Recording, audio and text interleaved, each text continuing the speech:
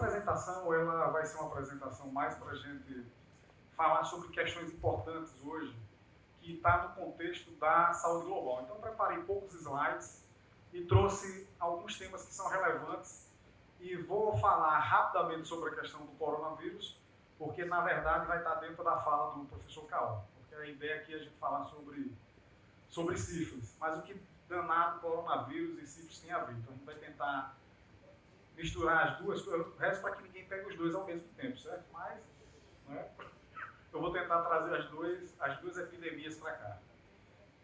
O tema sífilis ele é um tema que o Brasil ele vem e declara epidemia. Então foi o primeiro país do mundo a dizer nós temos uma epidemia na área de sífilis. E a sífilis, assim como outras epidemias que nós temos no mundo, e agora a gente tem uma, que é hoje a OMS declarou pandemia. Na verdade, nós queríamos lançar o curso, né, Carolina? Correndo para lançar o curso de coronavírus, só que por coincidência foi no dia que a OMS declarou pandemia de coronavírus. Né? Nós estamos com uma pandemia de coronavírus. E o que é que educação tem a ver com sífilis, com coronavírus, com resiliência do sistema de saúde? Tem tudo a ver. Né?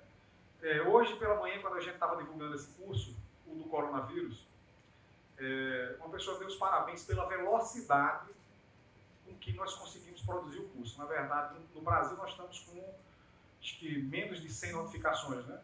Eu não estou acompanhando todos os dias, mas eu acho que está entre 100 e 200 notificações, bem longe do que está acontecendo na Itália, ainda bem longe do que aconteceu na China, bem longe do que está acontecendo em Portugal, que tem uma população menor, mas tem uma notificação grande.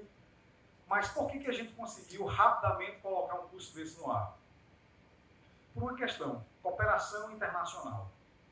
Então, foram as cooperações internacionais, através de troca mútua e de maneira horizontal, que permitiu que, através de articulações com a Organização Pan-Americana de Saúde, nós reutilizássemos material que já estava pronto. Então, educação livre, aberta e compartilhada. Então, os amigos da Organização Pan-Americana de Saúde entrou em contato conosco, disponibilizou um material e foi feita toda a tradução daquele material que estava em espanhol para português. Ou seja, esse processo de tradução levou mais ou menos uma semana, porque tem que produzir, validar e fazer algumas adequações. Esse curso já está conosco, nós já estamos divulgando pela emergência que tem, mas também estamos adaptando, incluindo novas funcionalidades para que o curso não fique obsoleto. Mas como tinha uma emergência, a gente tinha que rapidamente,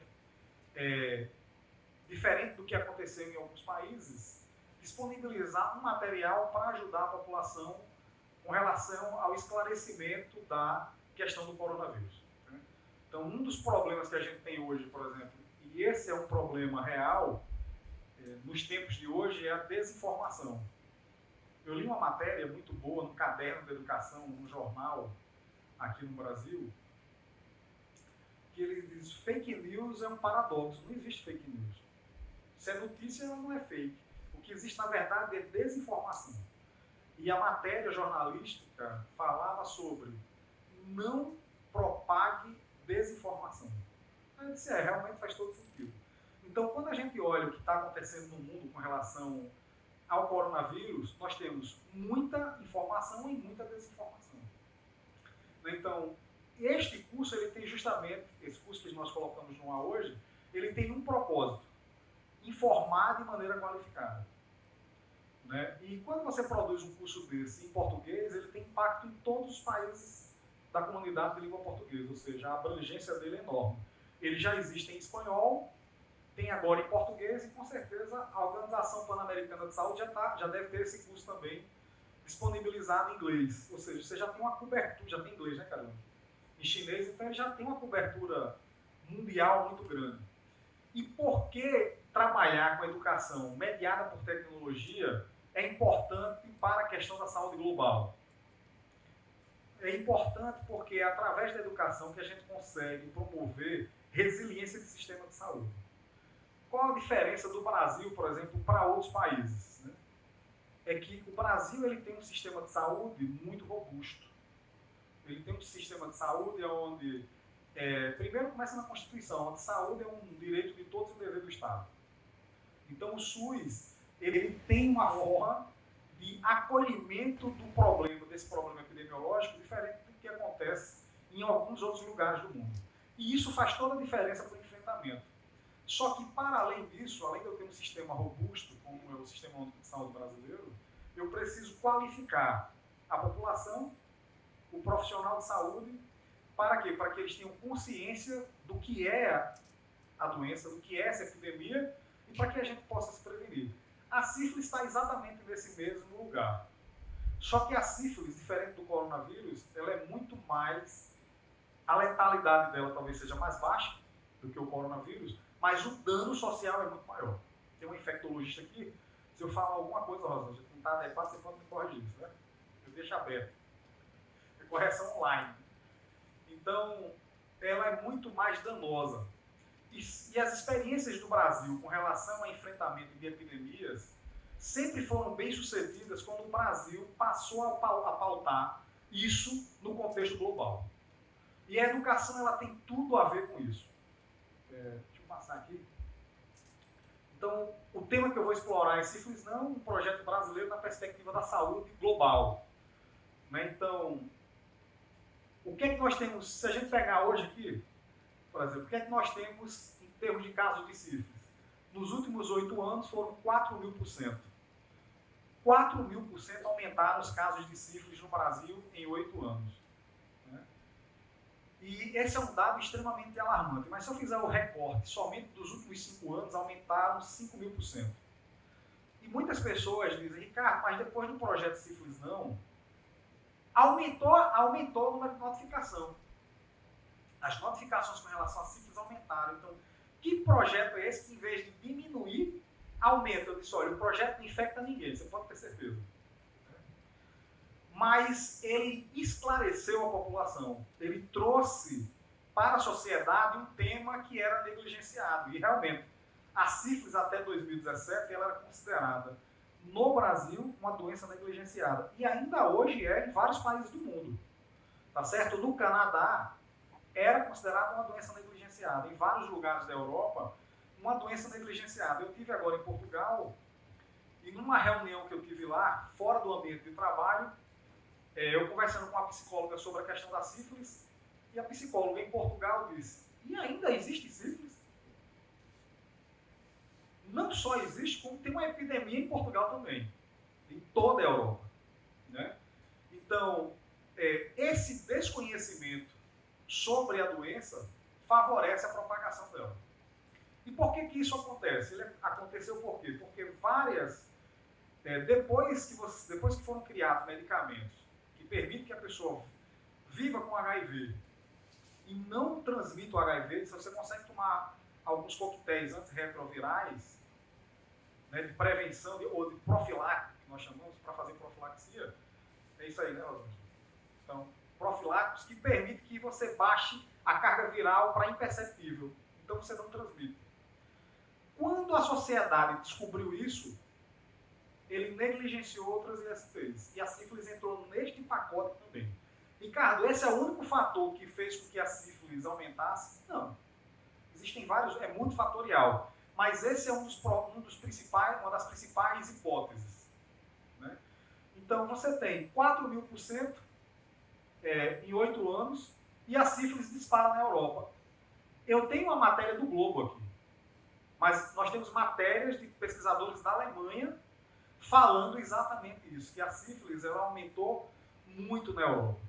E o que é que acontece? Ela é democrática. Ainda bem, Caroline, que eu não tive ainda na Noruega. Por quê? Eu e Caó nós tivemos, e a professora Carilane, eu vou botar vários nomes que a gente não vai saber quem foi que infectou, né? Nós tivemos no Canadá em 2018, e no Canadá, nós tivemos uma reunião no Ministério da Saúde do Canadá, maio de 2018, e o Canadá, naquela época, ele com muito orgulho dizia, no Canadá, somente um caso de sífilis congênita no estado de Alberta. E nós saímos de lá muito envergonhados, porque o Brasil tinha 158 mil casos de sífilis congênita em 10 anos. Se você dividir por 10, você vai ter quase 16 mil casos por ano. E eles achavam aquilo um absurdo. Um caso significava que a atenção primária deles falhou. ou seja, não conseguiu detectar essa mulher gestante com sífilis. E essa criança nasceu, só foi diagnosticada após o nascimento. Resultado, nos boletins epidemiológicos de 2019, já acusou que no ano de 2018, o Canadá, naquele mesmo lugar onde eu, Carilane, Caol, Valéria foi também, né, Valéria? Não, tinha um pessoal da comunicação. Era Kaline, Maurício, então era uma equipe grande. Em 2018, eles já tinham uma epidemia de sífilis naquele estado e eles não tinham noção disso. Com o boletim epidemiológico, mostrou que não só a sífilis congênita aumentou, como eles aumentaram, na verdade, a transmissão em 138%, ou seja, eles mais que dobraram os casos de sífilis. E esse não é um fenômeno somente do Canadá, é um fenômeno do mundo todo. Está acontecendo em todos os lugares. As pessoas não contraem HIV, mas contraem sífilis. Né? E a sífilis ela é extremamente danosa, por quê? Porque ela faz com que o Estado gaste muito dinheiro. A saúde pública passa a gastar muito recurso público por conta da sífilis. Quando uma criança ela é diagnosticada com sífilis congênita, o protocolo de atendimento é, durante 2 anos, uma equipe multiprofissional vai acompanhar essa criança até fechar o diagnóstico. E essa criança precisa ser acompanhada por quê? Porque crianças que nascem com sífilis congênita ou suspeita de sífilis congênita, eles têm, por exemplo, déficit auditivo, déficit cognitivo, cegueira, surdez. Então, a melhor forma de reabilitar, isso tem evidência científica, é esse processo de reabilitação e inclusão dessa criança antes dos 2 anos de idade. Então, por isso é que essa criança ela tem que ser atendida numa rede de atenção à saúde multiprofissional durante os 2 anos. Tudo bem, então nós temos uma epidemia de sífilis no Brasil, temos uma epidemia de sífilis no mundo, porém parte do mundo não reconhece isso. Aí eu vou pegar 2 projetos brasileiros que colocaram o Brasil na pauta da saúde global. Um foi o aleitamento materno, esse projeto brasileiro, Banco de Leite. O Brasil pautou esse projeto, esse projeto brasileiro foi premiado em vários lugares do mundo e permitiu que o Brasil começasse a discutir a questão de pré-natal, aleitamento materno, nutrição infantil e uma série de questões que o país vivia distante disso. Então, esse problema que o Brasil resolveu de forma muito bem resolvida, do aleitamento materno, serviu de framework para vários países do mundo. A mesma coisa aconteceu com o HIV. Então, depois que Cazuza, a sociedade descobre, por exemplo, que Cazuza tem HIV e isso vira uma marca, eu pelo menos me lembro muito da minha fase de adolescente, de menino, eu tinha 11 anos, né? Fazem 33 anos. Então, eu tinha 11 anos quando disseram Cazuza tem HIV, eu não conhecia nem Cazuza. Eu comecei a gostar das músicas dele depois disso, porque ficou tão estampado na televisão todos os dias, que eu disse, poxa, aquilo marcou muito. Então, o Brasil ele tomou a questão do enfrentamento do HIV e passou a pautar a política internacional com relação ao enfrentamento. Foi um dos países que teve o maior decréscimo de infecção de HIV no mundo. E serviu de exemplo para vários países. Então, no contexto da saúde, uma das coisas que impactou muito foi justamente a área educacional. Só que em 1986, quando eu tinha 11 anos, né, para hoje, nós temos muito mais possibilidades de trabalhar com a educação para enfrentamento de epidemias, como a gente tem hoje o coronavírus, do que há 33 anos atrás. Por quê? Porque hoje a gente consegue trabalhar de maneira massiva e online. Em 86, nós não conseguimos fazer isso. Você mandava os materiais impressos para a residência das pessoas, então até chegar lá, você já tinha um delay. Ou seja, o enfrentamento das ISPs, o enfrentamento... VHS. Na época, Telelab já era VHS. Você gravava as videoaulas, mandava a pessoa assistir. Só que VHS já era excludente. Quem tinha VHS em casa, videocassete, não é? Era a classe média. Ou seja, a população menos favorecida não tinha. E a tecnologia não, ela é mais democrática.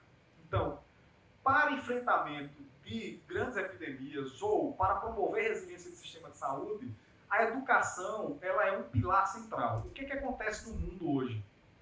E o ICDE tem um papel, assim como outras instituições internacionais, outras instituições internacionais também têm, quando discutem educação mediada por tecnologia, é mostrar para determinadas plataformas de governo que a educação ela não pode ser olhada, no caso da educação para trabalhadores do sistema de saúde e para a sociedade, como uma variável invisível na hora que eu vou computar, por exemplo, o enfrentamento de determinadas ISTs ou de determinadas epidemias. Estou falando IST porque estou mais preocupado com a questão da sífilis, que é o tema central. Mas o que acontece hoje? Quando a gente olha para o sistema de saúde, as pessoas que trabalham com a economia da saúde, eles vão pegar investimento em saúde e vão dizer, tanto na atenção na alta complexidade, um valor foi investido na alta complexidade, um valor na média complexidade, um valor na baixa complexidade, que aí nós chamamos de atenção primária. Atenção primária, secundária e terciária. E em cima disso, eles fazem todas as inferências para dizer o quanto o sistema estava qualificado para responder ou não para uma determinada crise. Existem vários exemplos disso. Por exemplo, a microcefalia. Nós tivemos a Copa do Mundo no Brasil. Então, na época da microcefalia, nós tivemos a Copa do Mundo no Brasil. Acabou a Copa do Mundo, o que é que ficou no Brasil? Zika, chikungunya e microcefalia. O que é que o governo fez para enfrentar a microcefalia? Pegou uma fatia do recurso público para a saúde e fortaleceu as redes de atenção. Mas isso não foi suficiente. Não foi suficiente por uma coisa simples.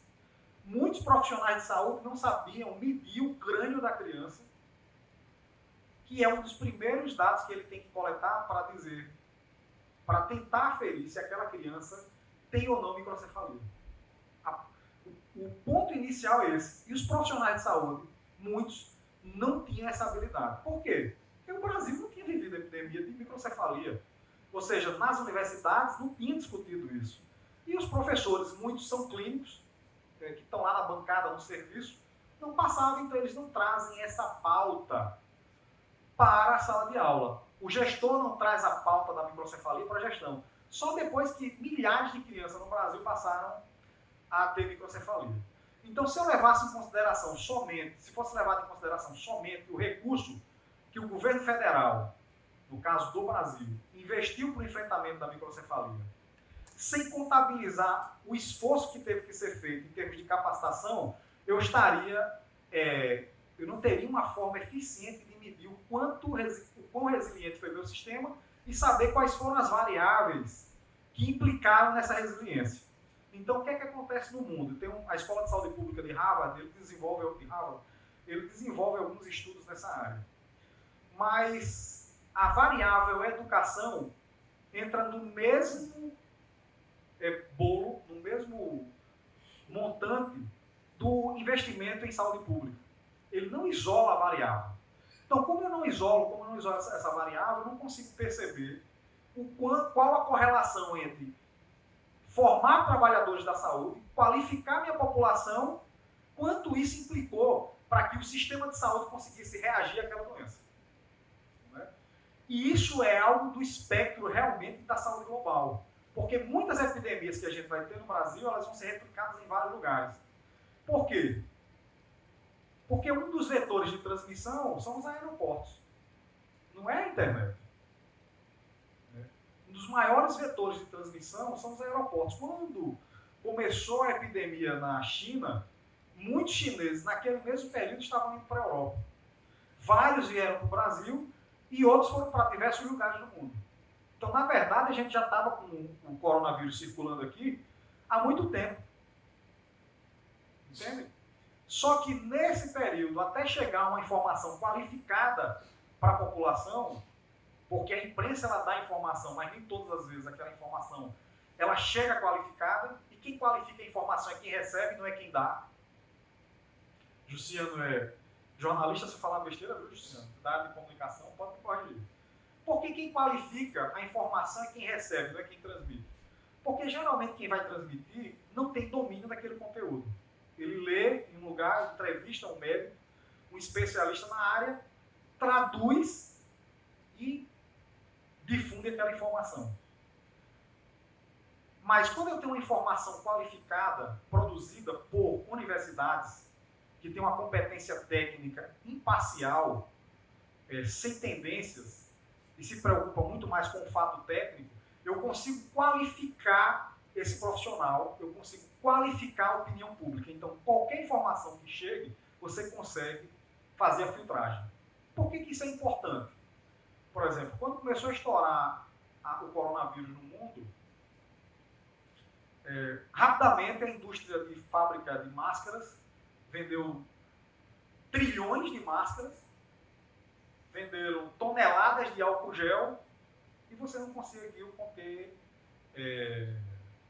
o coronavírus. De maneira inteligente, o Ministério da Saúde rapidamente disse: não adianta a gente comprar máscara, porque são 200 milhões de brasileiros, eu vou precisar, cada um dos brasileiros vai precisar de pelo menos 4 máscaras por dia, ou seja, 200 milhões vezes 4, 800 milhões, seria praticamente 1 bilhão de máscaras por dia. Nós não vamos conseguir produzir isso.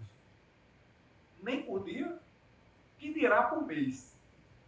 Entendeu? Então, essa é uma maneira ineficiente. O governo foi muito inteligente quando ele colocou essa informação.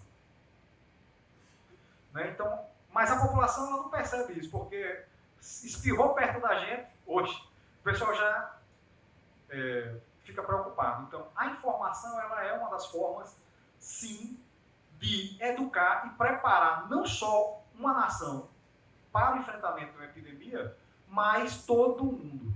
Então, como a gente está vendo hoje, as ISTs, no caso da sífilis, ela não tem mais uma barreira geográfica. Né? Você tem a aviação que permite que esses vírus, ou essas bactérias, elas possam sair de um país para outro, né? Por exemplo, inclusive na classe executiva. Então, aqui é um quadro da sífilis no Brasil. Né? Então, nós temos sífilis adquirida de 2018, ela aumenta em 28,3%. Você tem um aumento significativo da sífilis no Brasil. Nós temos também, esse é um dado que a gente percebe, em todo o Brasil o aumento, 6,3%, no Nordeste 16%, na região Sudeste 45% e na região Sul 23%. E uma coisa que nós falamos agora é que a sífilis, bem antes dessa crise, dessa epidemia que nós estamos tendo no Brasil, era uma doença de classe social baixa. Hoje não, ela é democrática. Ela está em todas as classes sociais, mas ela tem um grupo que nós chamamos de uma população-chave, que são homens que fazem sexo com homens. Então, mulheres trans, né, que também está nesse ponto, então tem uma população-chave, porque eles têm um comportamento que são comportamentos de risco, que fazem com que aumente a probabilidade de contrair uma IST, dentre elas a sífilis. E existe uma correlação muito grande entre a sífilis e o HIV. Se você contrai sífilis no Brasil, a probabilidade de você ter contraído HIV é de 85%, pelos estudos que nós estamos fazendo hoje. Por quê? Porque você está, muito provavelmente, dentro dessa população-chave, que é um grupo focal. Certo? É um grupo... o HIV do Brasil, diferente da sífilis, ela está dentro de uma determinada população. Mas nessa população onde eu tenho HIV, eu também tenho uma alta incidência de sífilis. Né? E quando você tem HIV, também é mais fácil você contrair sífilis por conta da questão imunológica. Então você tem também um aumento da sífilis congênita, né? E você tem, na sífilis congênita, você tem 8,4% na região norte, 30% na região nordeste, 42% na região sudeste, 3,5% na região sul. Esses dados, quando a gente olha o dado, né, friamente, e a gente diz, poxa, a região nordeste tem muita sífilis congênita. A região sudeste tem muita sífilis congênita. Por quê? Isso quer dizer que os outros estados são mais eficientes? Não é verdade. Eu posso ter subnotificação, eu posso não estar testando. Mas qual foi o grande ganho desse projeto em termos de Brasil? Eu vou já chegar na questão do contexto internacional. É que quando nós começamos o projeto, a nossa pauta era simplesmente científica e tecnológica. Mas o projeto, nós não tínhamos pretensão de indução de política pública, porque o projeto é de pesquisa e é responsabilidade do governo federal induzir a política pública. Só que nós percebemos, por exemplo, que o projeto, ele não só ajudou a induzir, como ele aumentou o engajamento da gestão pública com relação ao enfrentamento à sífilis. Por que no Canadá, por exemplo, a sífilis ainda, apesar de estarem agora acordando para o problema da sífilis, ela era negligenciada, porque a sífilis não estava na pauta da gestão. Então, o projeto Sífilis Não, ele conseguiu trazer para o gestor que a sífilis é algo importante e que ele tem que tratar isso no município dele, no município e no estado. Porque se ele não trata isso no município e não trata isso no estado, o ônus maior para resolver o problema é do município e não do governo federal. Porque essas crianças vão ser atendidas nos estabelecimentos de saúde do município e do estado. Não vai ser nos hospitais universitários. Os hospitais esse atendimento vai acontecer no hospital universitário? Vai. Mas numa quantidade muito menor.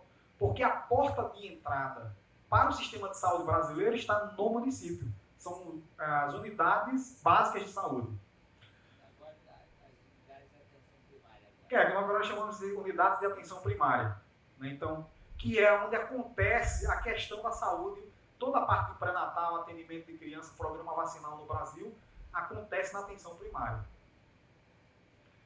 E a região sudeste, simplesmente porque ela pode estar realizando mais testes. Ela pode estar testando mais.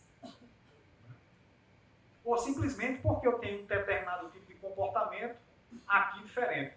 Por exemplo, quando a gente olha para sífilis em gestantes, você vê que a região nordeste ela ainda mantém uma quantidade significativa de sífilis em gestantes. Né? E isso tem relação com a sífilis congênita. Né? Você tem 23% de sífilis em gestante e 30% de sífilis congênita. Aí você diz, cara, por que não é 23, né? Porque só vai ter sífilis congênita quem nasceu de uma mãe que foi infectada por sífilis. Por uma questão simples. É outro problema. O método diagnóstico que o Brasil utiliza e boa parte do mundo utiliza é ruim. É muito ruim. E como é que a gente descobre isso? Investigando. Por que o Brasil avançou muito na questão do HIV? Porque ele saiu da zona de conforto dele e foi discutir HIV na saúde global, fora do Brasil. Né? E aí eu não vou chegar na questão da sífilis. E a sífilis, aqui é onde a gente tem um cluster, né? Onde a gente vê a questão da sífilis no mundo. Não tem os quantitativos, mas você consegue perceber que onde tem bola grande é porque tem muita sífilis, onde tem bola pequena é porque tem menos sífilis. Mas não tem um lugar do planeta onde as pessoas, assim, em termos de continente, onde as pessoas não estejam sendo infectadas por sífilis hoje. Ou seja, a sífilis é democrática, ela está em todos os lugares do mundo, assim como a internet. Beleza? Então ela está em todos os lugares e está presente. Então como é que nós podemos fazer, por exemplo, para levar essa pauta da sífilis para o contexto da saúde global? Qual é o melhor caminho? No projeto, nós acreditamos que o melhor caminho é pautar isso pela educação. Né? É levar educação massiva em escala para a população global. E o que é que nós estamos fazendo? Trabalhando com países de língua francesa, com países de língua inglesa, com países de língua espanhola e nós falamos português, então com países que falam português. Com isso a gente acredita que nós vamos cobrir, está pautando a questão da sífilis em vários espaços e levando temas super relevantes. Então, diferente do coronavírus, né, que se eu for infectado por uma variação do coronavírus, eu não vou pegar coronavírus, pelo menos se for aquele tipo de novo, a não ser que ele faça uma mutação, né? É igual a gripe. Mas a sífilis não. Só existe um tipo de bactéria, que é o treponema, não existe variação dela, ela é uma bactéria jurássica, certo? Ela não evoluiu, porém, ela tem um nível de contaminação 4 vezes mais do que o HIV, eu acho. 4 são 10 vezes mais que o HIV. 10 vezes mais, né? Ou seja, se você tiver uma relação sexual sem proteção, você vai ter 10 vezes mais chance de pegar HIV do que sífilis. Ou sífilis do que HIV, desculpe. Então ela é altamente infectante. Ou seja, é um problema global, como nós estamos vendo aqui, está no mundo todo, porém, parte do mundo começou a se preocupar 2 anos depois, que o Brasil já veio se preocupar. O Brasil já vinha detectando que nós tínhamos epidemia há 5 anos atrás, há 6 anos atrás. 2017, já fazia uns 5 anos, ele declarou epidemia de sífilis no Brasil. E o que é bom, o que é importante dessa história? É que o Brasil pode servir de modelo para vários países. Né? E ele pode, justamente, por meio do que está sendo feito nas ações de comunicação, com a Espanha, com a França, com o Canadá e com Portugal, pautar a saúde global com relação ao enfrentamento da sífilis, desenvolvendo protocolos, modelos educacionais de formação em massa. Formação para jovens e adultos. Quando eu falo de jovens, crianças em idade escolar, nós temos várias teses de doutorado, algumas teses de doutorado nessa área, e temos também trabalhos para a formação de profissionais de saúde. E para a gente conseguir chegar nesse ponto, nós vamos precisar de quê? De tecnologia. Ou seja, sem tecnologia a gente não vai conseguir discutir o enfrentamento da sífilis no âmbito da saúde global. Porque quando a gente falava de HIV, o Brasil teve um programa muito forte de educação no Brasil. Mas a gente foi muito mais para a questão biológica. Né? A AZT era aplicar antirretrovirais e descobrir métodos de tratamento que conseguissem baixar a carga viral para que a pessoa não viesse a morrer com HIV. Então, praticamente, nós nos preocupamos com o enfrentamento do HIV no campo biológico. Talvez por isso, por ter negligenciado os aspectos sociais, a sífilis tenha vindo com tudo. Né? E quando eu falo de aspectos sociais, nada melhor para trabalhar nessa dimensão do que a comunicação, a informação e a educação. E se a gente juntar as duas partes, nós vamos ter uma coisa que nós chamamos aqui no Brasil de educomunicação, ou seja, a união da educação com a comunicação para a formação de pessoas, de indivíduos ao longo da vida. Aqui a gente tem a questão do coronavírus, né? Essas bolinhas estão pequenas, mas se a gente for olhar, praticamente a gente tem uma disseminação global e logo a gente vai ter bolas grandes aqui também. Né? Só que essas bolas aqui elas vão aumentar e, por ser um tipo de infecção diferente da sífilis, elas vão diminuir. Mas a sífilis ela vai permanecer lá. Então, no caso de uma epidemia como o coronavírus, a forma de tratar a primeira é a informação massiva. No caso da sífilis, não. Você tem uma formação massiva, permanente e continuada. Não é somente biológico. Porque se fosse biológico, nós íamos pegar a penicilina e aplicar em todo mundo. Pronto, ia erradicar a sífilis. Mas não vai funcionar. Né?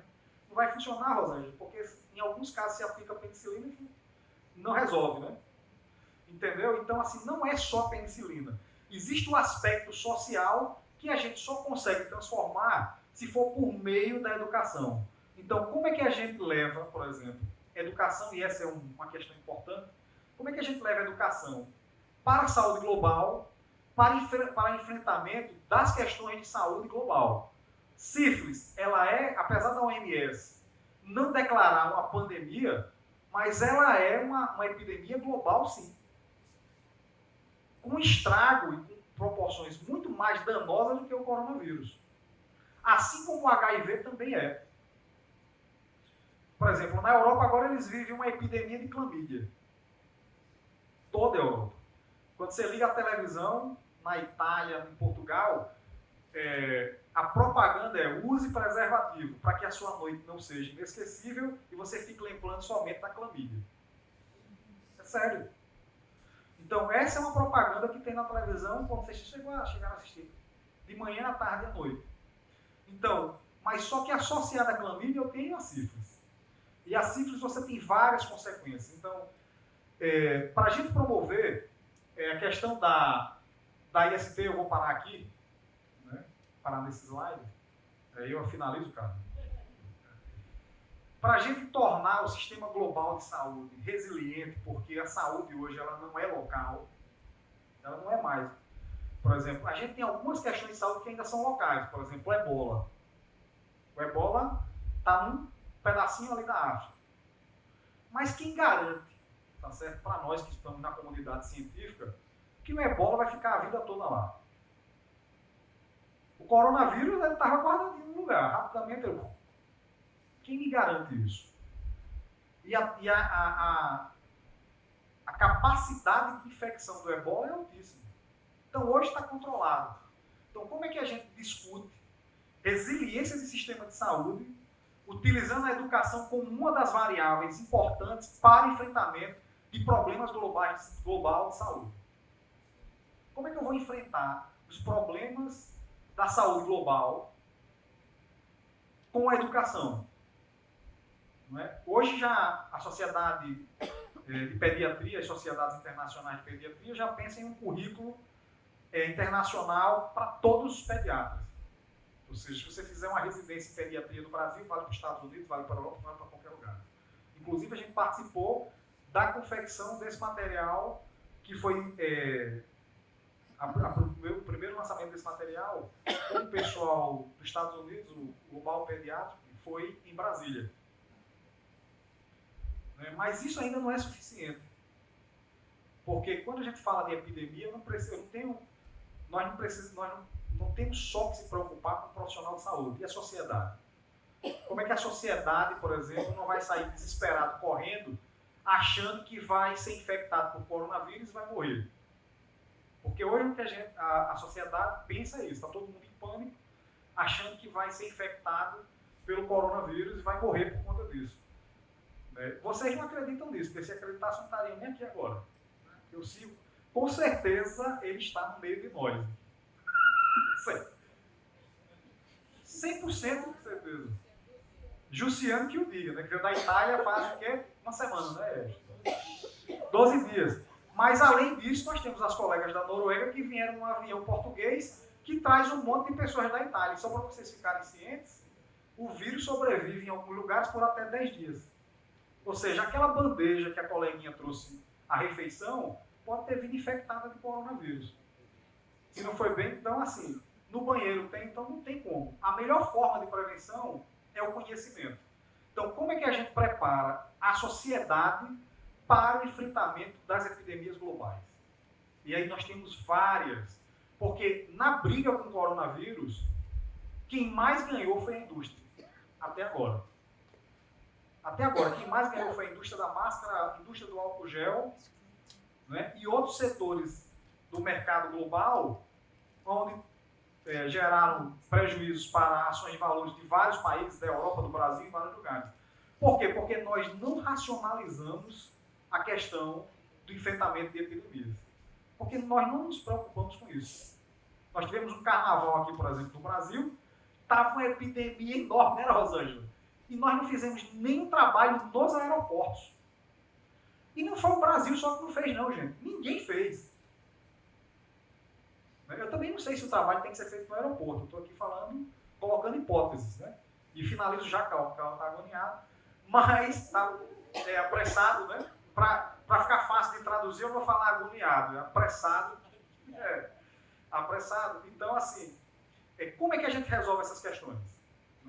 Uma coisa é certa, os estudos que são feitos, e se vocês pegarem um artigo do professor Rifat Yatun, da Escola de Saúde Pública de Harvard, ele usa, e nós estamos estudando isso desde 2016, ele pega ele cria um framework onde ele usa vários modelos. Economia, social, crise política, e ele aplica na Malásia.